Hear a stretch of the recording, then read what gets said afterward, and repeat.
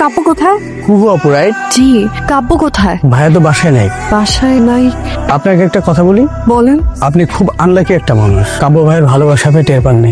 আসলে কাব্য ভাইয়ের ডায়েরিটা আমি লুকিয়ে পড়ে ফেলেছি এবং সেখান থেকে সবকিছু জানতে পেরেছি। ডায়েরিটা কোথায়?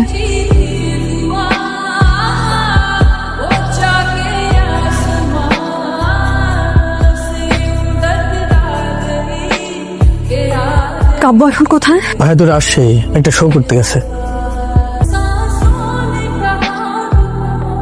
আমি তো তাকেই ভালোবাসি, যে সুন্দর সুন্দর কবিতাগুলো আমাকে লিখতো। আমি তো তাকেই ভালোবাসি। অনেকবার বলতে চেয়েছি, পাইনি তোমার অনুমতি।